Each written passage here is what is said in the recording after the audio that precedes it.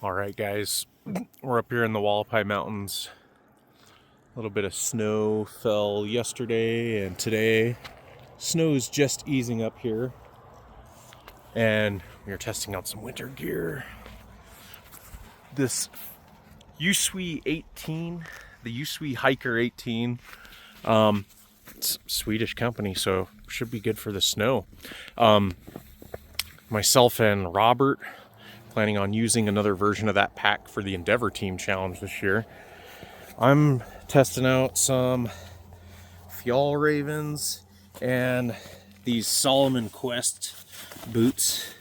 I got the little hook in here, kind of gives it a half Fjallravens. That's one thing I like about they have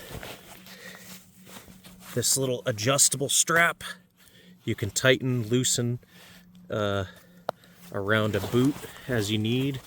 Kind of gives it at least some semblance of a gator protection with that hook getting into the shoelace there. The Salomons are supposed to be mostly Goretex and waterproof most of the way up, so we're doing some off trail here, so we're gonna see if it holds up to some little bit of bushwhacking, cactus. Got some manzanita. You know, this is the desert still, so we're gonna give it the ringer. There's gonna be plenty of spikes, so hopefully I don't get too many spikes in my legs, and we'll see how it works. Just so you guys can see, I'm not going through some trails. This is some real bushwhacking, so we will see how this stuff holds up.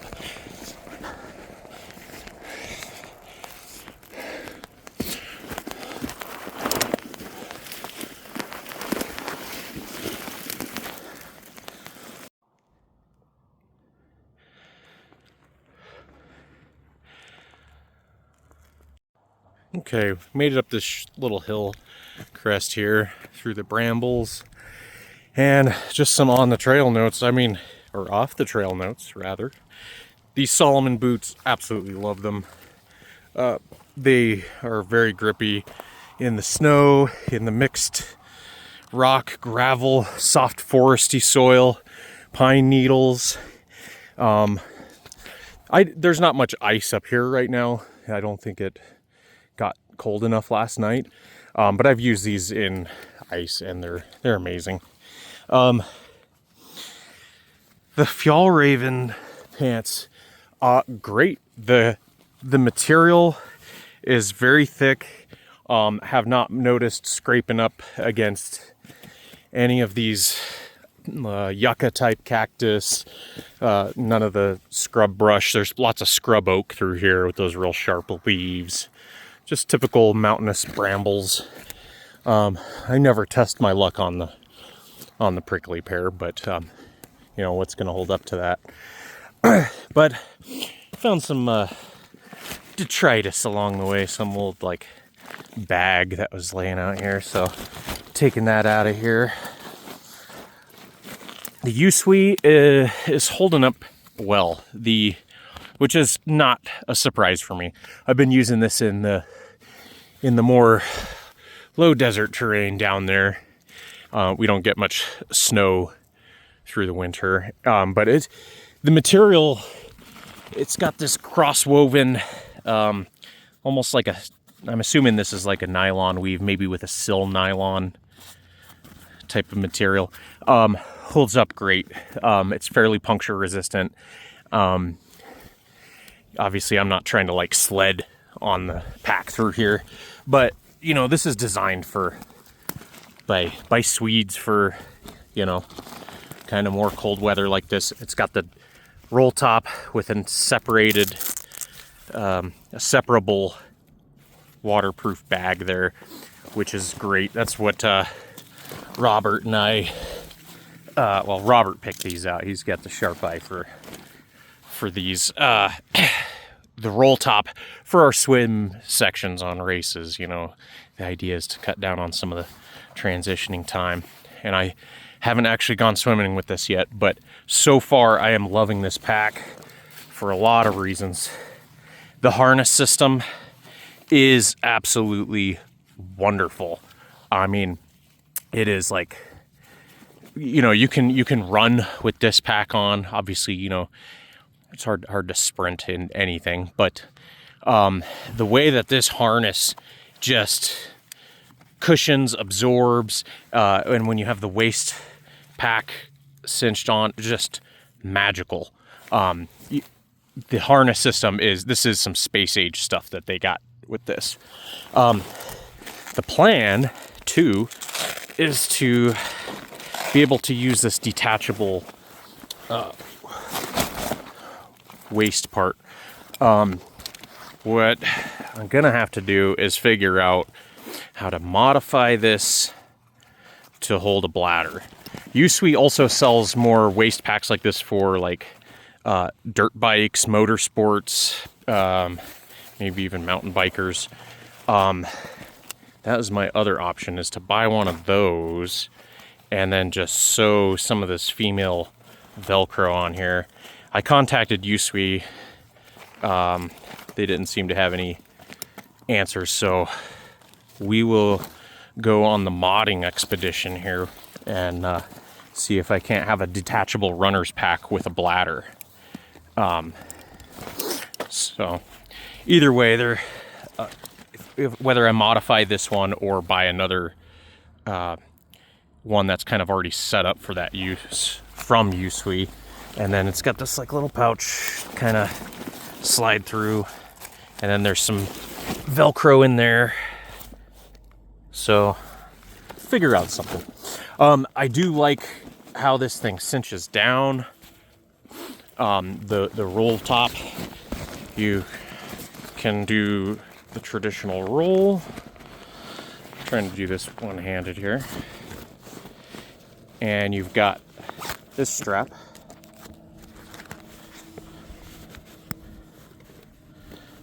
Ta-da.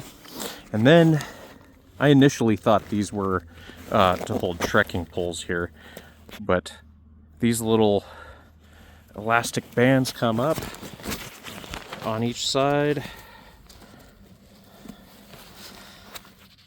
Ooh. And cinch it down even further, which is great. This bag has got so many features on it. It's tough to go over them all in one video, but the zippers are great. They're like a water resistant style. There's all kinds of lash points for very smart, very well thought out. This is not just something that some people had plans shipped off to China. Hey, I just put a zipper there. And this is iterated quite thoroughly by people who have spent time using this pack. You can just tell by each of the design elements. The pockets, you have access without taking the backpack off to many pockets, which is also why I love this, the hip pockets. So continue to use this, give you some updates on it, but so far 10 out of 10 would recommend. And holding up to the desert conditions, which says a lot about more of a snow backpack.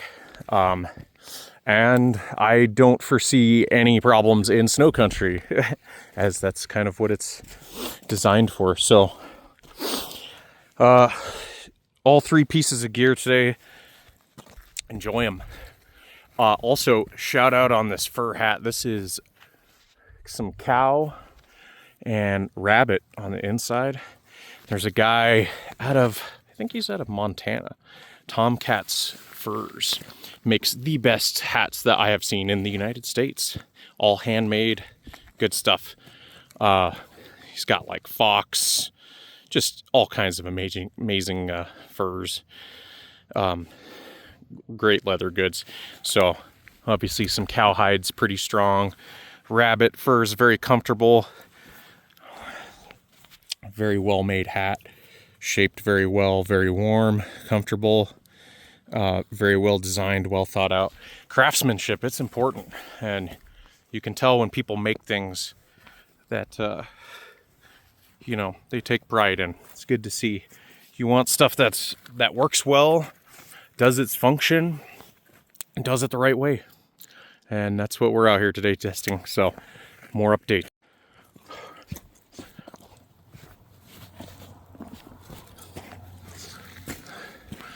Shoes are holding up fine, even on rocks and lichen covered rocks with snow.